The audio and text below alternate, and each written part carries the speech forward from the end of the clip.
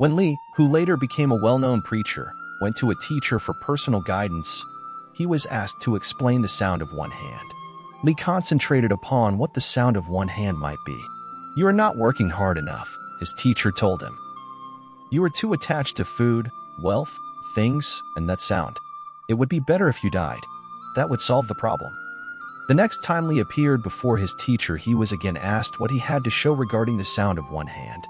Lee at once fell over as if he were dead. "You are dead, all right," observed the teacher. "But how about that sound?" "I haven't solved that yet," replied Lee, looking up. "Dead men do not speak," said the teacher. "Get out."